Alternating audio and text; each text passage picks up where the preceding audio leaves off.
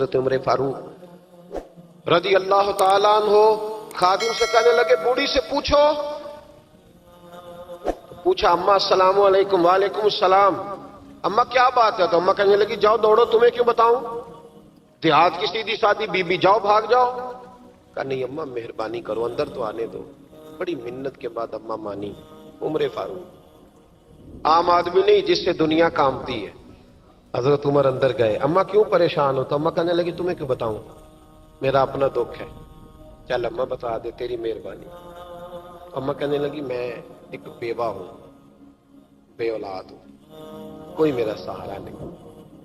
مجھے عمر فاروق سے بڑی شکایت ہے.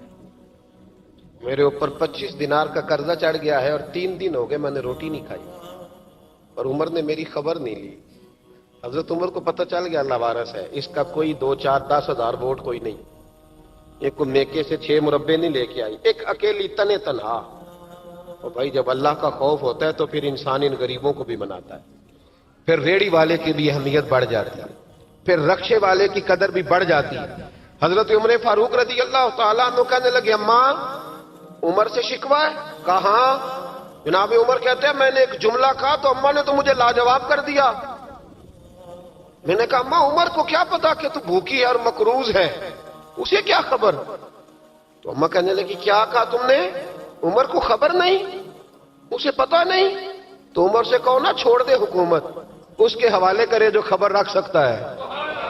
کیوں بیٹھا ہے پھر؟ ہمارے حکمران کہتے ہیں ابھی میں صدمے میں ہوں, نکلوں گا تو بات کروں گا. نہ ادھر ادھر کی تو بات کر, یہ بتا کہ قافلہ کیوں لٹا. مجھے رہزنوں سے غرض نہیں, تیری رہبری کا سوال ہے. ہاں تجھے جواب دینا پڑے گا. حضرت سیدنا عمر فاروق رضی اللہ تعالیٰ عنہ سے اماں کہنے لگی نہیں خبر رکھ سکتا تو حکومت کیوں کرتا ہے, چھوڑتا کیوں نہیں؟ تو حضرت عمر کہتے ہیں میں کانپنے لگا. دوڑے گئے جناب عمر. میں نے کہا اس اماں کا 6000 ووٹ نہیں کہ اس کی قدر کی جائے.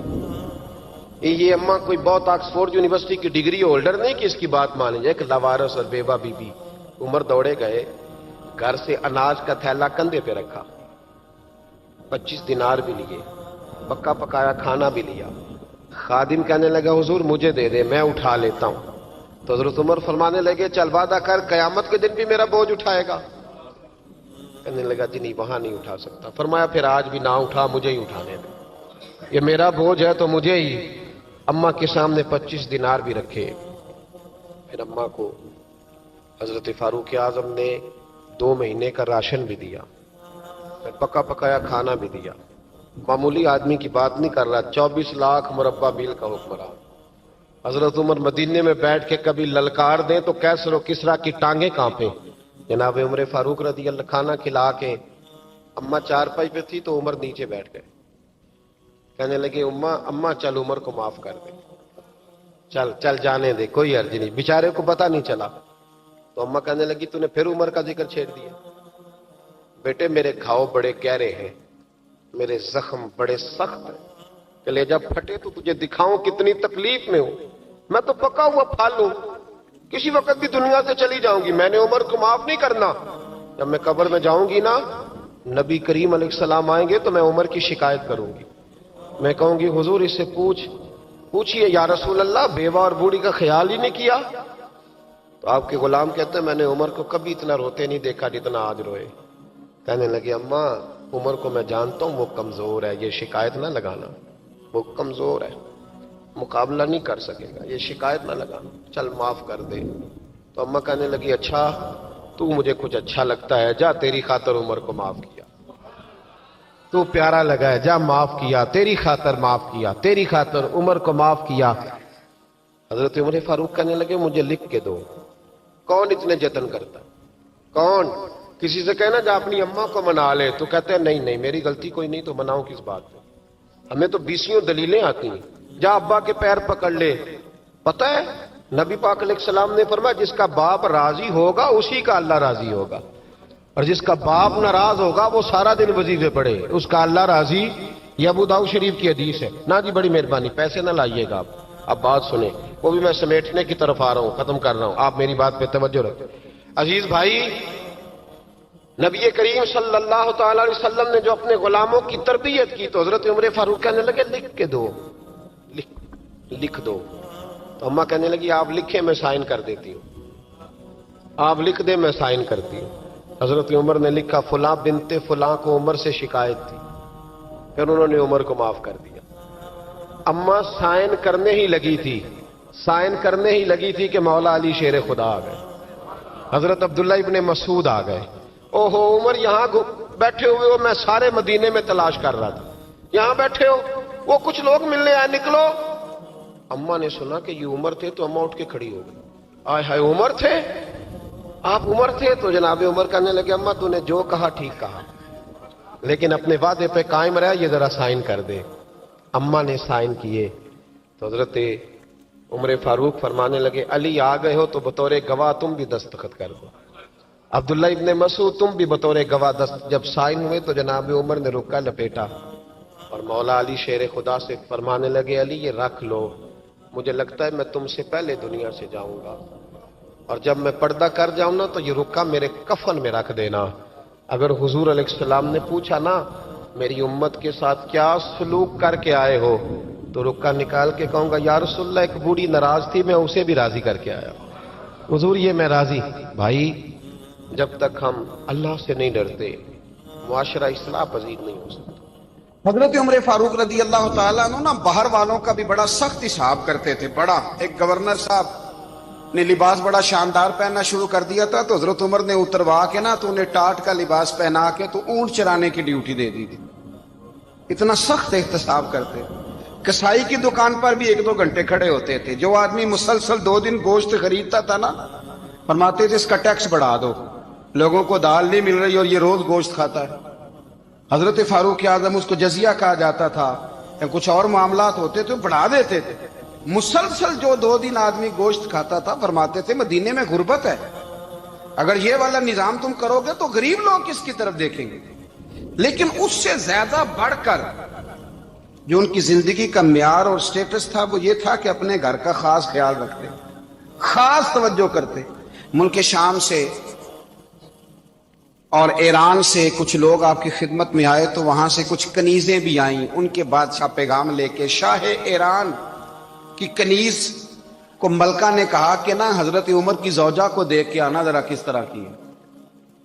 ہمارے ملک میں کیا کہتے ہیں خاتون اول، جی خاتون، باقی سارے دووں میں خاتون اول.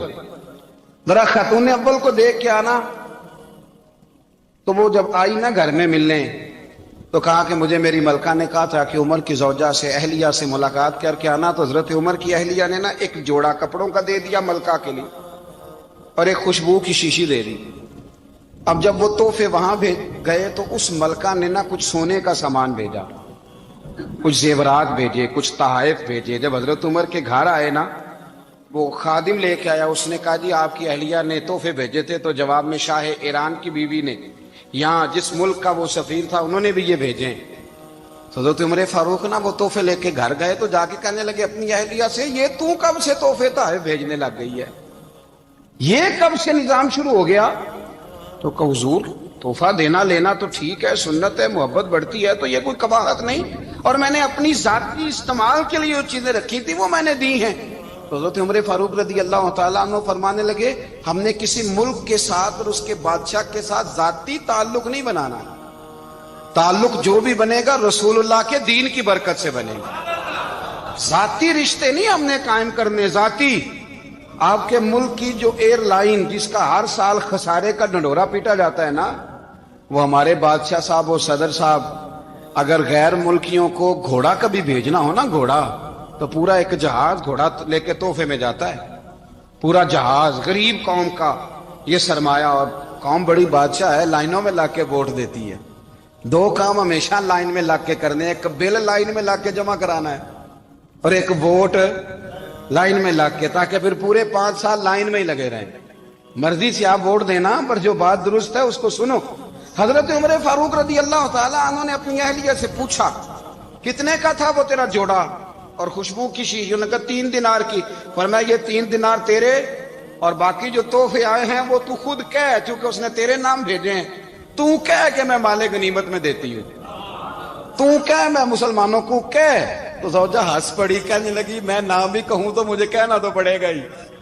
کہنا تو میں نے ہے ہی، جو کہ سامنے عمر فاروق ہے، لہذا فرمایا کہہ دیتی ہوں میں نے دیا خزانے کو۔ حضرت عمر نے جمع کرا لیا۔ میں یہ کیا بات ہے، میرے گھر والے جو مرضی کریں، ان کا معیار زندگی جس طرح کا مرضی ہو۔ اور حضرت عمر ایک جملہ کہا کرتے تھے، اللہ کرے کہ یہ باتیں اس دور حاضر میں ہماری سمجھ میں آئیں۔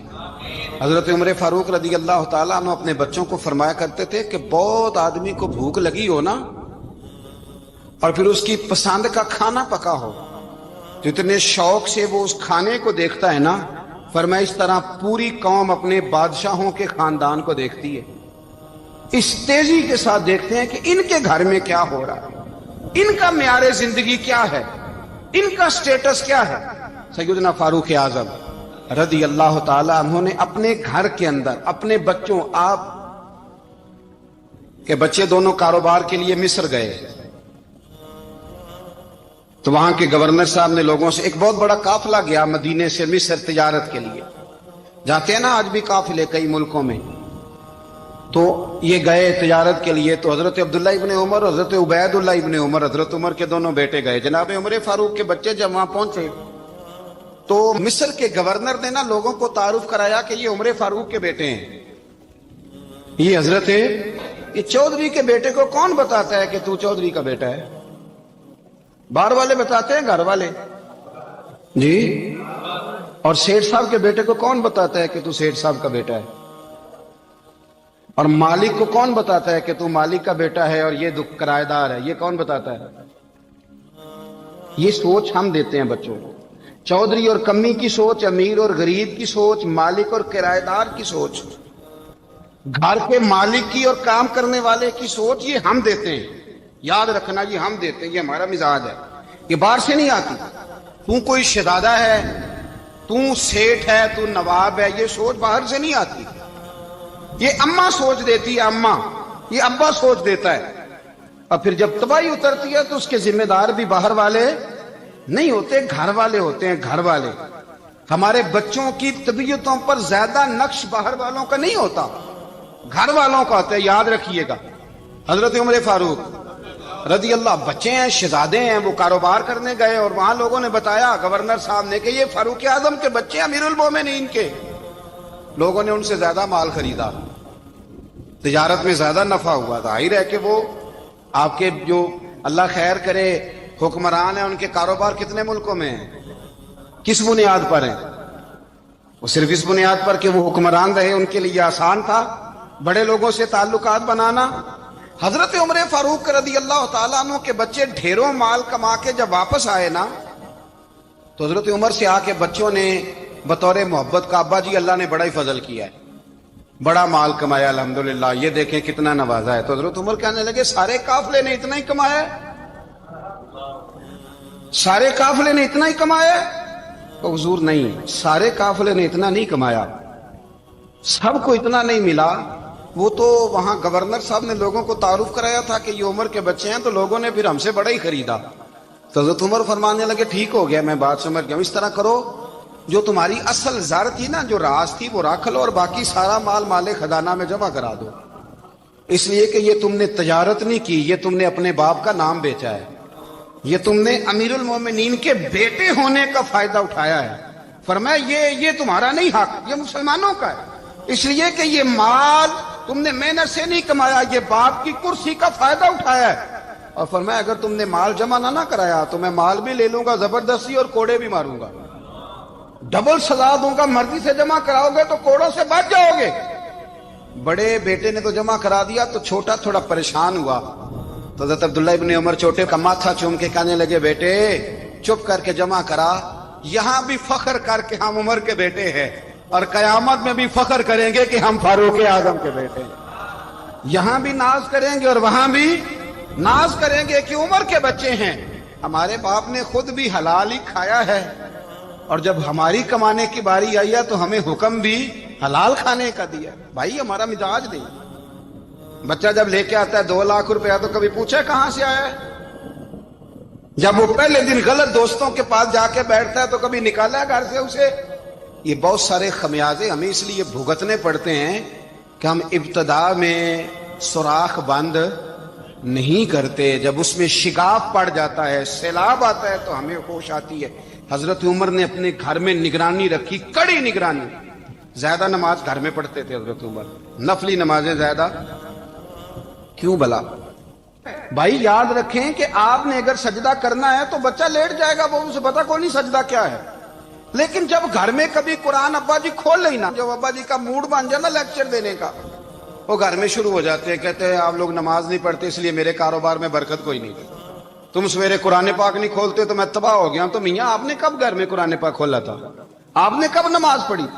آپ نے کب گھر کے اندر اللہ رسول کا ذکر کیا تھا؟ آپ نے کب حدیث چھیڑی؟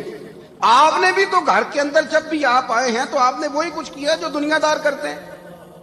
آپ بھی تو اپنا موبائل لے کے الگ کونے میں بیٹھ گئے. آپ نے بھی تو کہا ہے کہ اب تمہارے چینل ختم, اب میری مرضی والا چلے گا. تو جو آپ نے کیا ہے بچے بھی وہی کام کریں گے. آپ نے بھی گپ شپ لگائی ہے تو وہ بھی لگا رہے ہیں. یہ سمجھ لیں, جو کام آپ کریں گے آپ اپنے بچوں کی سیرت میں اس کا جلوہ دیکھ لیں گے. بڑی پکی سی بات ہے کہ آپ کو بچے کی عادتیں دیکھ کے سمجھ آ جائے گی کہ میں بھی یہی کرتا تھا اور یہ بھی. حضرت عمر فاروق رضی اللہ تعالیٰ عنہ وصال فرما گئے, تو آپ کے وصال کے بعد حضرت عثمان غنی رضی اللہ تعالیٰ عنہ نے آپ کی ایک بیوہ سے نکاح کیا, حضرت عمر کی ایک بیوہ سے. جب وہ آپ کے نکاح میں آئی تو کہنے لگی حضرت عثمان غنی سے کہ حضور نہ تو میں خوبصورت ہوں اور نہ میں جوان ہوں, نہ آپ کی کوئی خدمت کر سکتی ہوں, میرے ساتھ نکاح کرنا سمجھ میں نہیں آیا. کیا شاندار جواب دیا حضرت عثمان غنی نے, کیا خوبصورت جواب دیا. فرمانے لگے میں نے اس لیے نکاح نہیں کیا کہ مجھے تمہارے حسن سے دلچسپی تھی یا تمہاری خدمت کی ضرورت تھی, میں نے تو اس لیے نکاح کیا ہے کہ مجھے بتاؤ عمر فاروق گھر کے اندر اپنے رب کی عبادت کس طرح کرتے تھے, وہ قرآن پاک کس طرح پڑھتے تھے, وہ رویا کیسے کرتے تھے, استغفار کا طریقہ کیا, کس وقت کس انداز میں وہ اپنے رب کو یاد کرتے تھے. اس لیے کہ عمر کئی دفعہ گھر سے آتا تھا تو میں اس کے چہرے پر نور دیکھا کرتا تھا, میں روشنی دیکھتا تھا, ایک معیار دیکھتا تھا.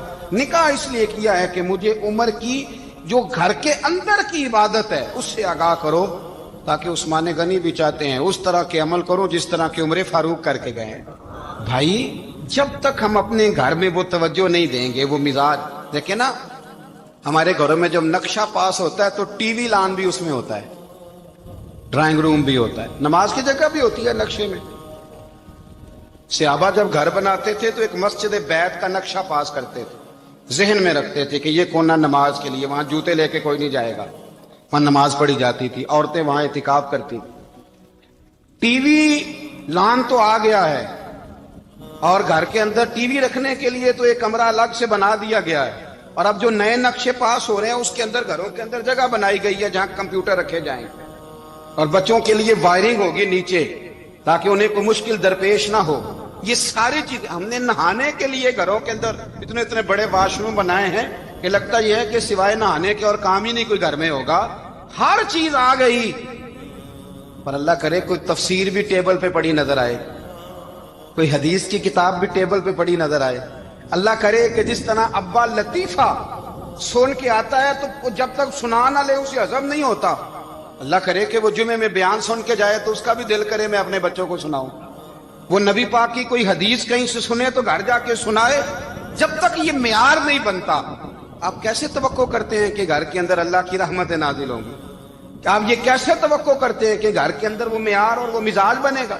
حضرت عمر فاروق نے ذاتی زندگی پر جو توجہ دی, گھر والوں کے معیار پر جو توجہ دی حضرت عمر فاروق رضی اللہ تعالیٰ عنہ نے, وہ بھی بڑی دیدنی ہے. حضرت ابو موسیٰ اشعری کو نا آپ نے وزیر خزانہ بنایا, وزیر خزانہ. تو حضرت ابو موسیٰ اشعری کہتے ہیں کہ حضرت عمر کو شے خزانے میں رہنے تو دیتے نہیں تھے.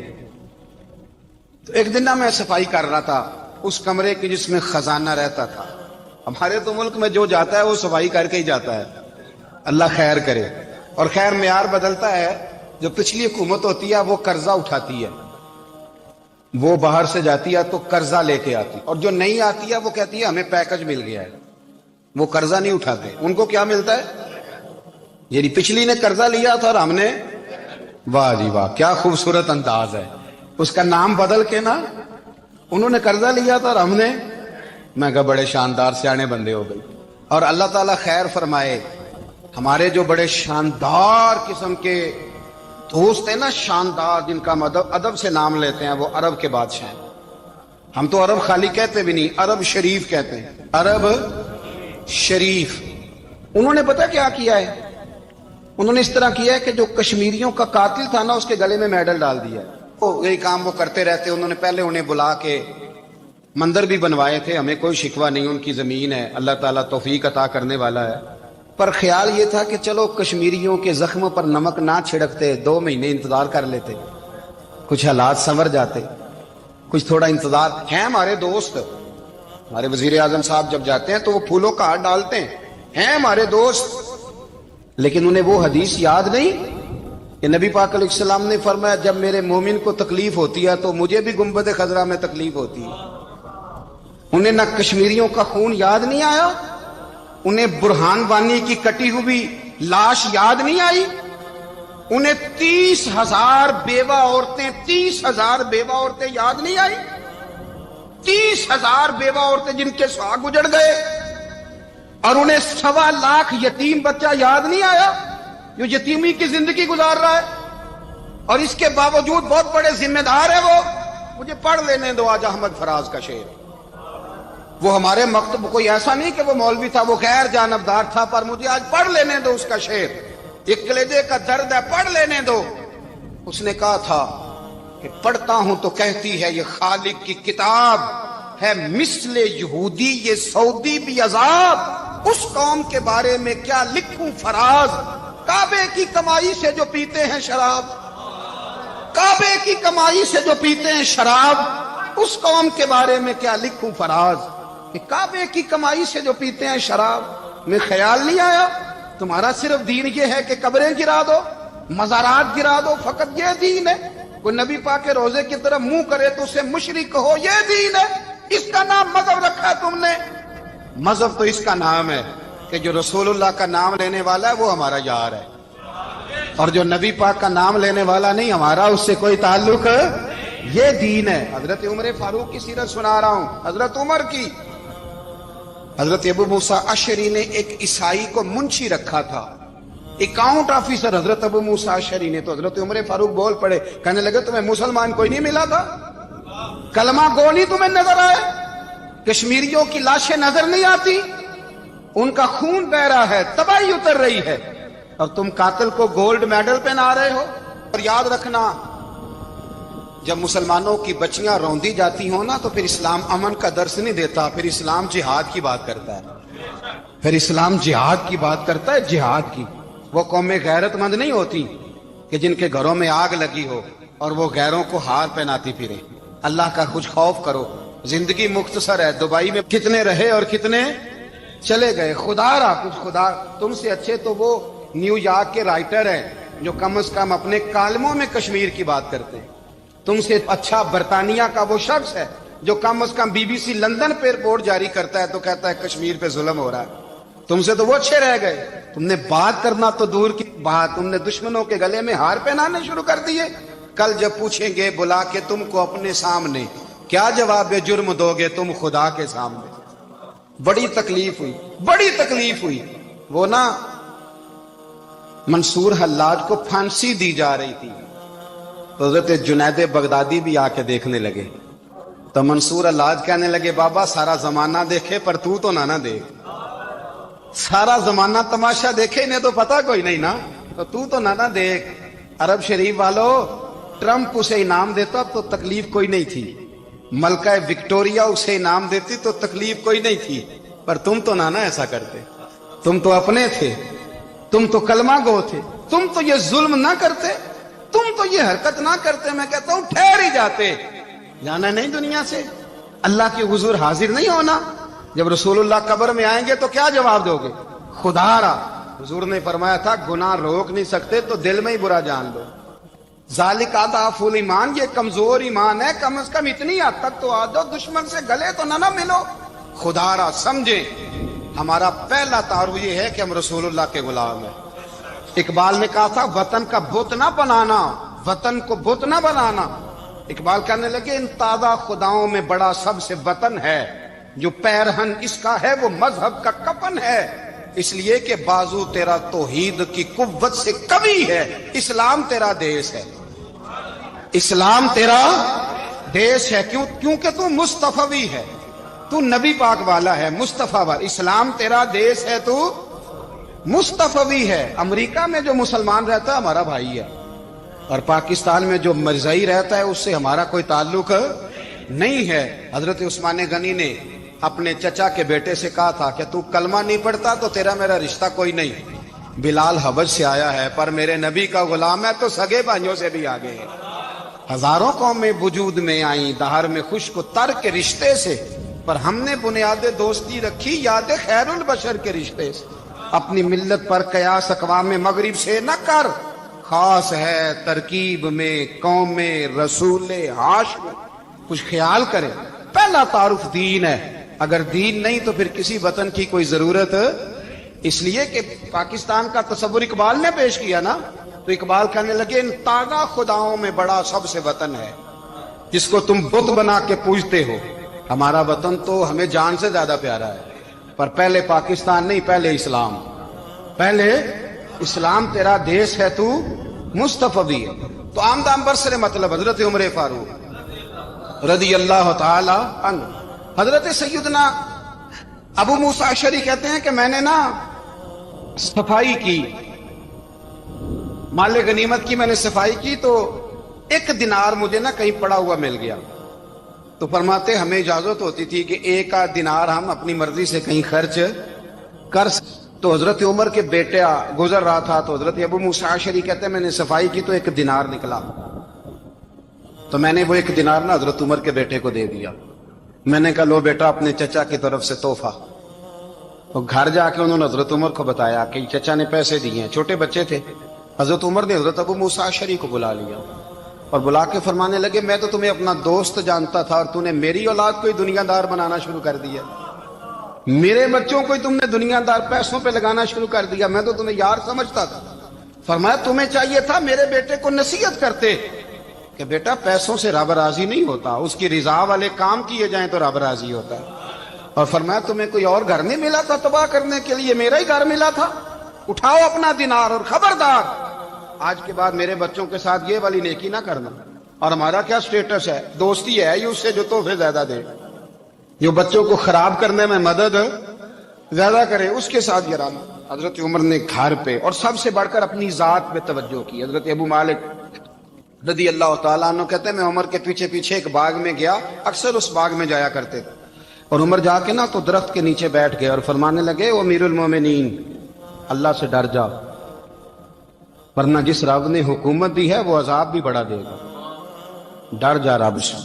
کبھی ساری زندگی حضرت عمر نے اپنا کوئی تعارف نہیں کرایا, کبھی نہیں. ایک بندے نے آپ کے سامنے تعریف کر دی آپ کی, تو فرمانے لگے تو خود بھی ہلاک ہوا اور مجھے بھی ہلاک کر دیا.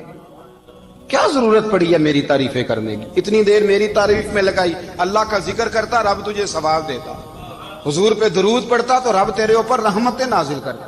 کس چکر میں؟ آج جتنا اچھی کوئی خوشامد کرے اتنی اچھی وزارت ملتی ہے, جتنی اچھی اس کو جو ہے وہ چاپلوسی کرنی آیا درجہ بھی اسے اتنا ہی اچھا ملتا ہے. حضرت عمر فاروق رضی اللہ تعالیٰ عنہ آپ کے بیٹے کہتے ہیں, صاحب فتوح الشام نے لکھا ہے, آپ کے صاحبزادے کہتے ہیں میں نکلا تو میرے ابا جی نا اپنی پشت پر مشکیزہ رکھ کے کنویں سے پانی بھر کے آ رہے. میں دوڑ کے آگے گیا, میں نے کہا ابا جی مجھے دے دے. فرمانے لگے بیٹا تیرا کیا خیال ہے, کوئی اور نہیں تھا مشکیزہ بھر کے لانے کے لیے, تیرا کیا خیال ہے؟ کہا ابا جی بڑے لوگ تھے پر آپ کیوں اٹھا رہے ہیں؟ فرمانے لگے نفس نا ذرا میرا بڑا ہو گیا تھا, اسے ذرا ذلیل کر رہا ہوں, ذرا اپنا محاسبہ کر رہا ہوں. یہ مجھے کہہ رہا تھا تو بڑی چیز ہے, تو میں نا ابھی مشکیزہ گھر رکھ کے آؤں گا, پھر تیری ماں نے مجھے کہا ہے کہ گھر میں لکڑیاں کوئی نہیں جلانے کے لیے, پھر میں جنگل سے لکڑیاں کاٹ کے لاؤں گا. اب میں امیر المومنین بن کے نا تو میرا نفس تھوڑا بڑا ہو گیا. اب یقین کریں ہمارا ہاضمہ خراب ہو جاتا ہے جب تک ہمارا تعارف صحیح نہ ہو, ہمارا تعارف ٹھیک نہ ہو. میں یہ ہوتا ہوں, میں وہ ہوتا ہوں, چھوڑ مٹی دیں تے مٹی رہنا ہی, مٹی دیں تے مٹی دیں تے مٹی رہنا ہی. ایویں کادی بلے بلے اج مٹی دے اتے بندیا تے کل مٹی دے تھلے, مٹی دیں تے مٹی رہنا ہی. کادی بلے, مجھے پوچھ لو, مجھے جان لو, میرا نام لے لو, میں بھی آیا ہوں, میں بھی ہوتا ہوں, میرا بھی یہ تذکرہ ہے، میں بدکار پرانا خادم کسے در ملی نہ ٹوئی، اے تے واصف یار نے نظر جو کی تھی تے واصف واصف ہی ہوئی۔ یہ تو بڑی بات کی بات ہے، تو بات کی بات ہے صاحب، ورنہ من نانم کے من نانم، جو ہم ہیں اس کا ہمیں پتا تو ہے نا بھائی۔ کبھی بھی یہ جو ذات کا چکر ہے نا، میں بھی ہوں مجھے بھی، او بھائی یاد رکھو میں کون ہوں۔ یہ جو نام نمود اور یہ خواہشیں اور یہ جو وقار، یہ تو کمزور لوگوں کا طریقہ ہے۔ جس کو اپنا تعارف کرانا پڑ گیا اس سے بھی زیادہ کمزور کوئی ہے؟ فوٹو میں دکھاتا پھرتا ہے فلانے کے ساتھ فوٹو، فلانے تو کمزور بندے یہ کام کرتے۔ حضرت عمر فاروق، اللہ اکبر، حضرت عمر جیسا بندہ 24 لاکھ مربع میل کا حکمران، اور شاہ روم کو خط لکھ کے کہتا ہے میں منت نہیں کرتا، میں حکم دیتا ہوں۔ اتنا تگڑا بندہ۔ جنگ قادسیہ کے لیے حضرت سعد بن ابی وقاص کو بھیجا، فتوح الشام پڑھ کے دیکھیں۔ حضرت عمر بڑے پریشان ہیں، اتنے دن ہو گئے کوئی رپورٹ ہی نہیں آئی۔ اب تو موبائل ہے نا، تو ایک منٹ کی رپورٹ لیں آپ، بلکہ آپ ایک منٹ کی فوٹو لیں، آپ رپورٹ تو دور رہ گئی۔ حضرت عمر فاروق رضی اللہ تعالیٰ عنہ بڑے پریشان ہیں کہ قادسیہ میں حضرت سعد بن ابی وقاص کے ساتھ لوگ جہاد کرنے گئے، رپورٹ کوئی نہیں آ رہی۔ اتنے پریشان تھے کہ باہر نکل کے نا اس رستے پہ بیٹھ جاتے جو رستہ قادسیہ کی طرف سے آتا تھا، اس جو بھی آتا جاتا پوچھتے جنگ کے کیا حالات ہیں۔ ادھر جب اللہ نے فتح دے دی نا، تو حضرت سعد بن ابی وقاص رضی اللہ تعالیٰ عنہ نے ایک قاصد کو خط دے کے بھیجا، کہنے لگے عمر کے پاس جاؤ، انہیں اطلاع دو کہ الحمدللہ اللہ نے اسلام کو فتح عطا کر دی۔ یہ حضرت عمر کو جا کے دینا، وہ بڑے پریشان ہوں گے۔ وہ جو اس زمانے میں اس طرح ہوتا تھا کہ کئی دور دور سے صحابہ جو دوسرے شہروں کے ملکوں کے رہنے والے ہوتے تھے، وہ بھی آ کے شامل ہو جاتے تھے جہاد میں۔ کوئی ایک دفعہ مدینے آیا، کوئی 2 دفعہ آیا، پھر اپنے اپنے علاقوں میں بہت سارے لوگوں نے زیادہ دفعہ حضرت عمر کو دیکھا بھی نہیں تھا۔ وہ جو قاصد خط لے کے آیا تھا نا، اس نے 1 دفعہ دیکھا تھا، حضرت عمر بوڑھے ہو گئے، وہ پہچانتا نہیں تھا۔ میری بات کی سمجھ آ رہی ہے آپ حضرات؟ ادھر سے وہ خط لے کے آ گیا۔ حضرت عمر مدینے سے باہر نکل کے اس روڈ پہ بیٹھے تھے جو قادسیہ سے آتا تھا۔ جب اس آدمی کو آتے دیکھا تو حضرت عمر اٹھ کے کھڑے ہو گئے، فرمانے لگے قادسیہ سے آ رہے ہو؟ وہ کیا کہتا ہے؟ پھٹے پرانے کپڑے، ٹوٹے ہوئے جوتے، سر پہ پرانی پگڑی، کہنے لگے غلام مدینے کے رہنے والے ہو؟ حضرت عمر کہنے لگے ہاں مدینے کا ہوں۔ کہا میں قادسیہ سے آیا ہوں، الحمدللہ اللہ نے اسلام کو فتح دے دی ہے، الحمدللہ کفر کی کمر ٹوٹ گئی ہے۔ اس نے یہ بات کر کے تو گھوڑے کو ایڑی لگائی، گھوڑا دوڑنے لگا مدینے کے، حضرت عمر بھی ساتھ ساتھ دوڑ رہے ہیں۔ فرمانے لگے اچھا بتاؤ خالد بن ولید کا کیا حال ہے؟ تھوڑا آگے جا کے فرمانے لگے اسامہ بن زید کیسے ہے؟ وہ کہتے ہیں ٹھیک ہے۔ پھر اس نے اور گھوڑا، عمر ساتھ ساتھ دوڑ رہے ہیں، ساتھ ساتھ 24 لاکھ مربع میل کا حکمران، ایک جوتا پیر سے نکل گیا، عمر دوڑ رہے ہیں۔ آگے جا کے پوچھتے ہیں سعد بن ابی وقاص کا کیا حال ہے؟ کہ حضور وہ بھی ٹھیک ہے۔ کتنے لوگ میرے شہید ہو گئے مسلمانوں میں سے؟ کہنے لگا صحیح گنتی کا نہیں پتا، یہ لفظ ادا ہوتے ہوتے مدینے کی سرحد آ گئی۔ لوگوں نے عمر کو گھوڑے کے ساتھ دوڑتے دیکھا تو کہا امیر المومنین کیوں دوڑ رہے ہیں؟ وہ غلام چھلانگ لگا کے نیچے آیا، قدموں میں بیٹھ گیا، کہنے لگا حضور آپ نے بتایا ہی نہیں آپ امیر المومنین ہیں۔ آپ فرمانے لگے کیا بتاتا؟ میں تو اونٹ چرانے والے کا پتر ہوں، کیا بتاتا؟ وہ عمر ہوں جس نے اپنے گناہوں کا حساب دینا ہے، کیا بتاتا؟ جو سعد بن ابی وقاص کو جہاد پہ بھیج کے خود بزدلوں کی طرح گھر میں بیٹھا ہے، کیا بتاتا؟ کوئی حیثیت نہیں، کوئی تعارف۔ تو نے اچھا کیا، تو تو مجاہد تھا، مجھے ساتھ ساتھ دوڑایا، تو نے اچھا کیا۔ جتنے لوگ تھے چیخے مار کے رونے لگے۔ حضرت فاروق اعظم سے کہنے لگے عمر جب تک تیرے جلوے رہیں گے اللہ کامیابیاں ہی عطا فرمائے گا، جب تک تیرا رنگ رہے گا اللہ تعالیٰ نوازتا ہی رہے گا۔ کچھ نہیں، کبھی اپنا آپ ظاہر ہی نہیں کیا۔ بہت بڑے تھے، بہت بڑے تھے حضرت عمر، بڑے تھے، لیکن ساری زندگی اپنے محاذ۔ حضرت ابو رافع غلام تھے، قرآن پاک بڑا سونا پڑھتے تھے۔ حضرت عمر جب بھی انہیں ملتے کہتے ابو رافع تو عمر سے اچھا ہے، قرآن بڑا شاندار پڑھتا ہے۔ تو وہ کہتے حضور اگر میں قرآن صحیح پڑھتا ہوں تو آپ کو قرآن کی تشریح زیادہ صحیح آتی، آپ بھی تو مجھ سے افضل ہیں۔ تو آپ فرماتے نہیں پھر بھی تو مجھ سے افضل ہے۔ کیوں؟ اس لیے کہ تو اپنے غلام اپنے آقا کی نوکری بھی ٹھیک کرتا ہے اور رب کی عبادت بھی ٹھیک کرتا ہے، اور مجھے خالص صرف عبادت کرنی ہوتی ہے وہ بھی ٹھیک نہیں کر پاتا۔ ساری زندگی اپنا محاسبہ، सारी जिंदगी अपने गिरेबान में देखा, सारी जिंदगी अपने आप को परखा, अपने आप को टटोला, 62 साल उम्र बीत गई। हजरत हुज़ैफा बिन यमान एक सहाबी थे, मेरे नबी करीम अलैहिस्सलाम ना उनसे राज की बातें करते थे। हर बंदे का आजमा ठीक नहीं होता, सबसे राज की बात नहीं करनी चाहिए। हजरत हुज़ैफा बिन यमान कहते हैं हुजूर राज की बातें बताते। मदीना मुनव्वरा में जो मुनाफिकीन थे उनकी लिस्ट भी नबी पाक ने हजरत हुज़ैफा बिन यमान को दी थी। जब कोई मशकूक आदमी मर जाता ना तो सहाबा कहते हम देखते अगर हजरत हुज़ैफा ने जनाजा पढ़ा तो हम भी जनाजा पढ़ लेते। नबी पाक ने भी कुछ जनाजे नहीं पढ़े, तिरमिजी में है, फरमाया उस्मान से जो बुग़्ज़ रखे उसका जनाजा नहीं पढ़ेंगे।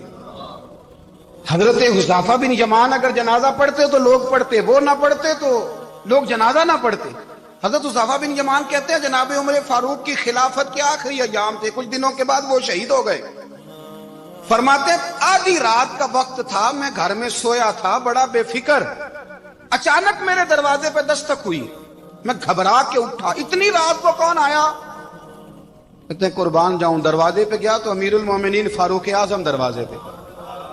मैंने कहा उमर कोई हुक्म था तो मुझे बुला लेते। कहने लगे मैं ना अमीर बन के नहीं आया, तेरा वीर बन के आया हूं। अमीरुल मोमिनीन की हैसियत से सरकारी काम से बुलाता तो वहां बुलाता, मुझे एक जाती काम पड़ गया। कहते मैंने उमर को घर के अंदर बुला के चारपाई पे बिठाया, मैंने कहा हुजूर मैं गरीब आदमी हूं, मैं क्या आपके काम आ सकता हूं? तो कहते उन्होंने ना मुझे साथ बिठा लिया, फिर मेरा हाथ पकड़ लिया। कहने लगे तू उमर को जानता है? उमर झूठ नहीं बोलता। तू जानता है? उमर वादों का पक्का है। कहा हुजूर जानता हूं। कहा मैं उस वक्त आया हूं जब देख भी कोई नहीं रहा। हजरत हुज़ैफा बिन यमान कहते हैं परेशान हो गया, हुजूर पहेलियां ना बुझवाए, मेहरबानी कर बताए किधर आए हैं?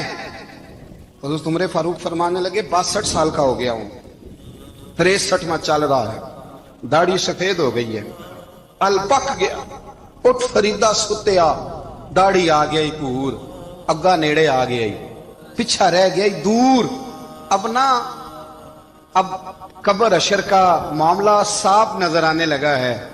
कहा हुजूर मुझसे क्या चाहते हैं? हजरत उमर रो पड़े, कहने लगे आज मैं इशा के बाद निकला हूं तो नबी पाक के सहाबा मुझे नेक कह रहे थे, फिर मैंने बच्चों की मां से और बच्चों से भी पूछा है, वो भी मुझसे राजी हैं, पर हुज़ैफा तेरे साथ नबी पाक राज की बातें करते थे, सच बता कहीं उमर का नाम मुनाफिकों में शामिल तो नहीं? सच बता उन मुनाफिकीन में तो शामिल नहीं, कहीं ऊपर ऊपर से तो नहीं सारा कुछ? हजरत हुज़ैफा बिन यमान कहते हैं मैं बाप के मरने पे इतना नहीं रोया जितना उमर के सवाल पे रोया। मैं कदमों में बैठ गया, मैंने कहा नहीं उमर ये तो मैंने नहीं सुना, लेकिन ये मैंने नबी पाक से जरूर सुना है कि मेरे बाद अगर कोई नबी होता तो उमर इब्ने खत्ताब होता। ये मैंने अपने कानों से सुना है कि उमर जिस गली से गुजरे शैतान रास्ता बदल जाता है। ये मैंने अपने कानों से सुना है कि 950 साल हजरत जिब्रील जनाब उमर की शान बयान करें तो फिर भी बयान नहीं हो सकता। ये मैंने जरूर सुना। दोस्तों सारी जिंदगी हजरत उमर ने अगर दूसरों का मुहासबा किया तो अपना और अपने बच्चों का भी कड़ा ख्याल रखा, अपनी जात पर बड़ी तवज्जो दी।